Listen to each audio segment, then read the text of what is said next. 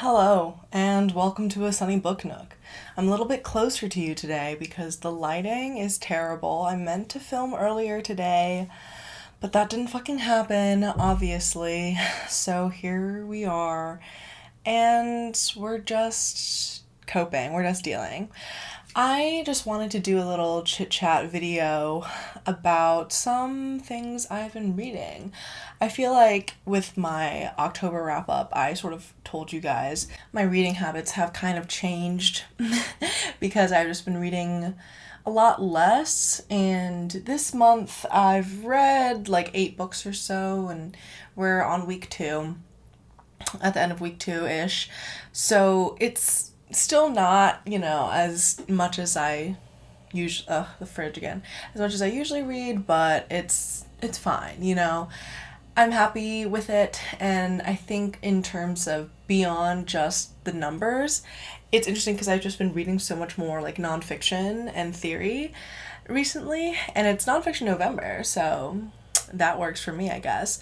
But it's just more work because it takes so much longer for me to get through.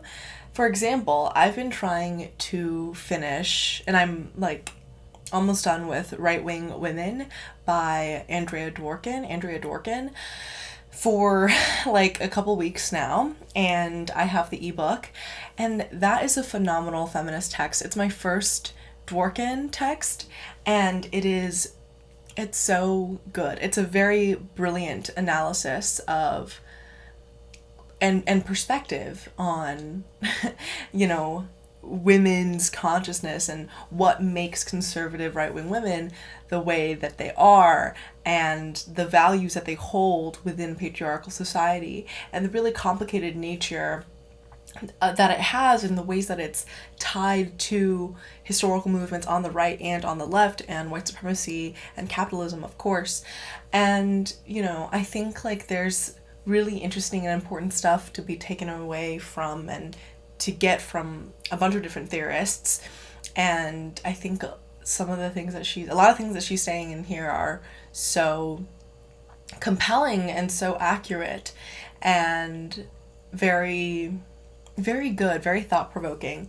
I think that each chapter is broken down in a really interesting way. So I'm on her, I think, second to last chapter in Right Wing Women, which is about Jews and homosexuals, I think is what the title is. She connects like anti-Semitism and white nationalism and Christian fascism and lesbophobia and homophobia, and the ways that those things are linked together in her experiences being in the South, and like the threat of the KKK as her being a Jewish lesbian like feminist. And there's also a chapter before that talking about sort of the 60s anti-war movement and the civil rights movement, and the way that those things sort of gave way to the women's rights and women's liberation movement, the third wave, some may call, although she doesn't like refer to it in that way. And the way that she narrativizes it it was like entertaining but also sad. I think it's like so many of the things that she's talking about, and the realities of like sexual assault and rape and domestic violence and the trap of marriage, and just unpacking like patriarchy and how that shit works. It's really obviously like tragic, but it's also very smart and done in a way that's like, wow. It breaks down these basic concepts or makes these claims that takes feminism and takes what people understand to be feminism to head. Because currently, I think it's interesting because there's a lot of women who are very vocally right-wing, reactionary, conservative women. And that is the type of woman that Dworkin is analyzing in this text on a sociological and feminist level. But I also think that in just sort of like a contemporary pop culture level, I think it can be said that a lot more women are convinced that they are feminists, or believe that they have feminist values, or conceive of feminism to be a thing that is much simpler than what it is. And I think that this book is giving me a glimpse and a lot of like insight into the rich and dense history of the movement in a way that is so enlightening as someone who is obviously deeply invested in the struggle for women's rights and like in lesbian feminist spaces.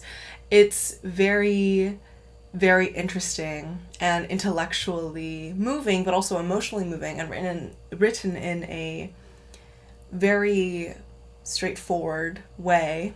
And it's very blunt as well. And just, she talks about things very straight up. And so a lot of trigger warnings for everything that has to do with like gendered violence, of course.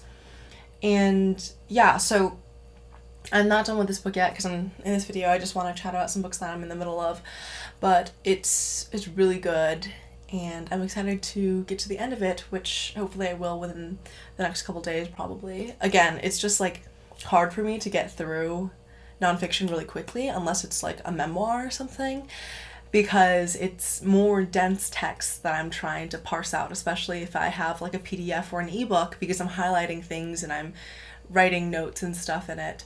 But yeah, so there's that. And I am also I've been reading this book called The Persistent Desire, a femme-butch reader, for like a month now, or like weeks now.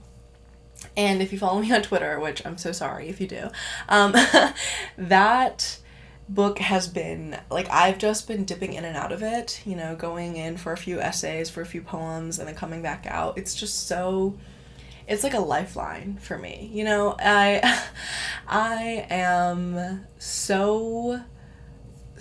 learning so much about lesbian history and femme-butch culture, and learning about it in a way that is like a feedback loop, where it confirms what I already know to be true about lesbianism, lesbian community, my lesbian identity and dynamics in general, while also expanding upon and like showing me the history of us and like how this has been a thing forever.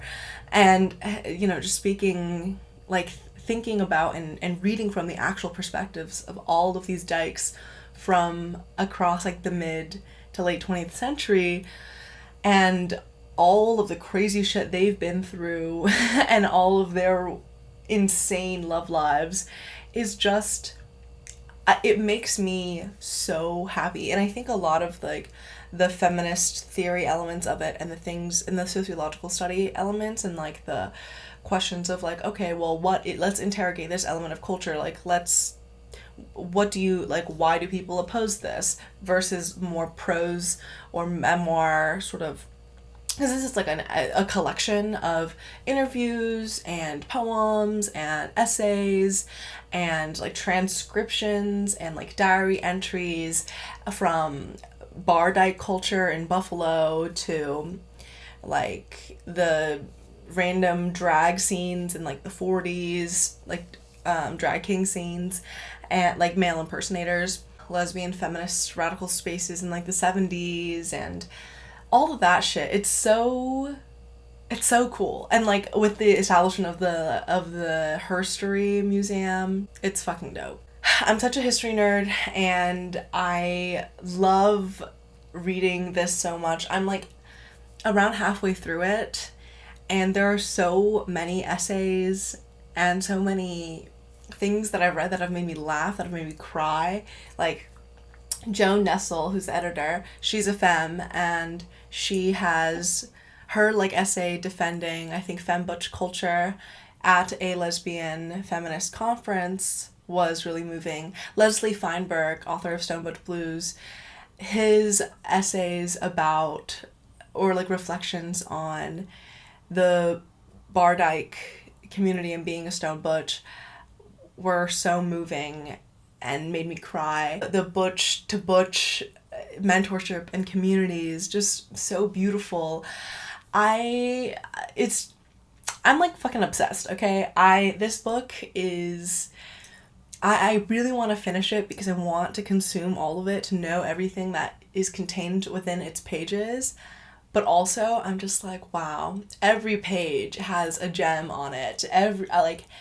every 3 pages, every other page, I've highlighted a paragraph or several paragraphs in a row and been like, this is too fucking real. Like, no, exactly. And it's like so fun to see, like, wow, femmes and dykes have been fucking crazy for forever. Like, we have always been like this. Like, the way that all the dyke drama gets explained and delineated out, it's hilarious. And it's also so sad to see the way, like, all the different approaches that people have of, like, wanting to be seen as, or not wanting to be treated like shit by society, and the ways that they've coped with that, and also the ways that they've observed other lesbians and how they cope with that, and the admiration for the defiance in the face of those things, and also the deep feeling of isolation in lesbianism, especially at that time.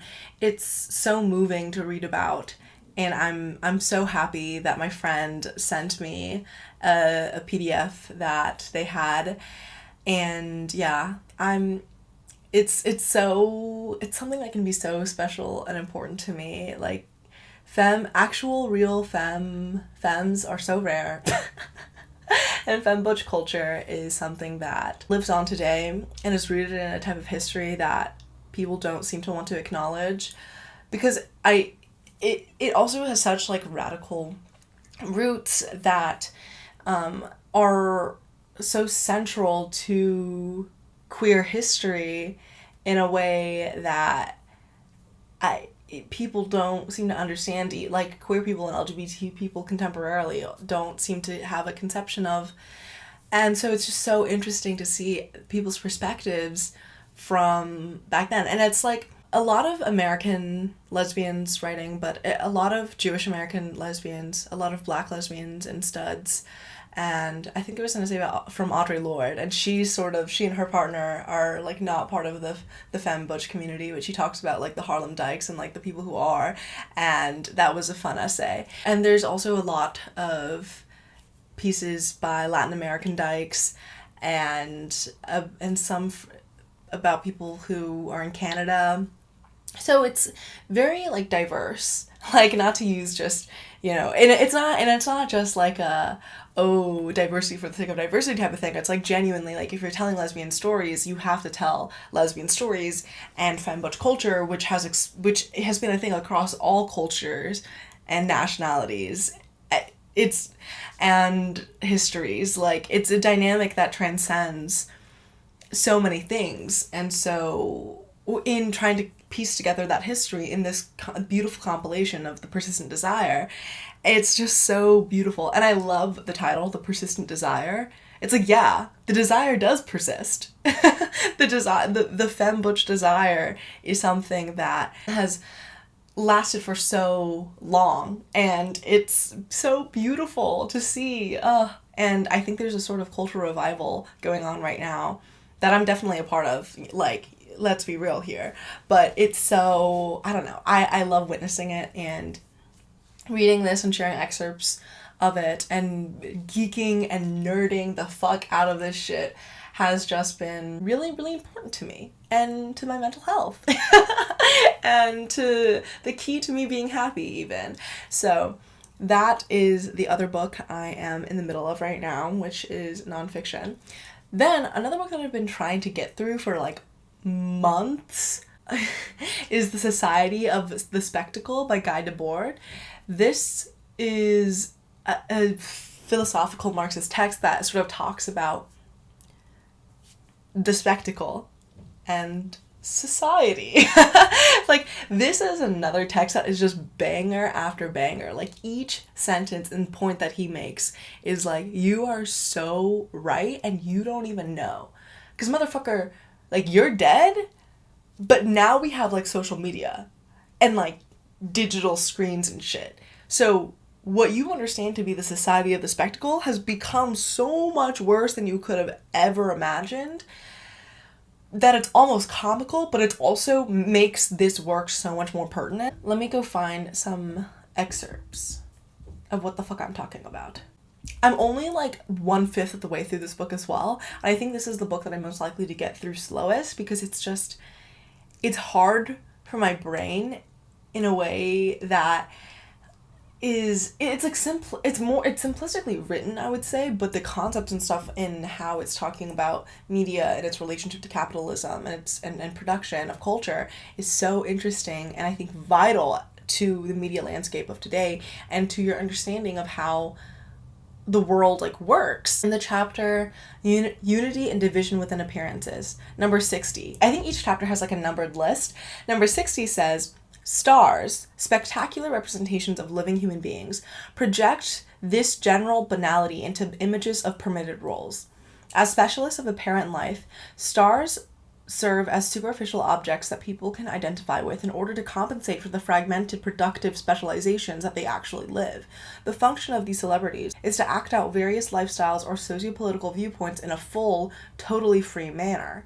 They embody the inaccessible results of social labor by dramatizing the byproducts of that labor, which are magically projected above it as its ultimate goals, power and vacations. That's a piece of text that has had chapters to build up to, so he's defined the terms and stuff leading up to those things, and all of those things that he's defined and explained, brilliant and timely, and get to the heart of things in a way that's like, yep, that's real as fuck, dude. Like, I know you're some old French guy, philosopher who's dead, but you're spitting straight motherfucking facts. So yeah, those are some nonfiction books I've been getting into lately. These are all books that obviously I haven't finished yet, but these are books I intend to finish, and in some ways this video is a way for me to be held accountable to finishing those. But I hope you enjoyed me rambling on about my thoughts on these, because really, I had to talk about them, because even though I hadn't finished them yet, I was like, oh, this has just been sitting in me for so long, because I've been spending so much time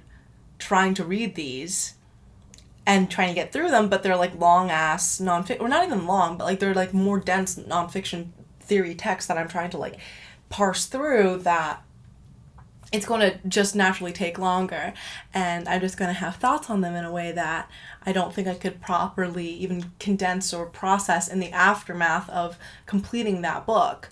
So that's my feminist, Marxist theory, lesbian bullshit of the day in terms of the shit that I'm reading and what I'm up to. Yeah, that's my reading update. Let me know what you've been reading in the comments down below if you would like to. And you can follow me on other social media platforms or friend me on Goodreads if you want to see live updates of my readings of what I'm reading on your Goodreads feed. But otherwise, please subscribe and like this video if you haven't already. And I will see you in my next video, hopefully. Bye!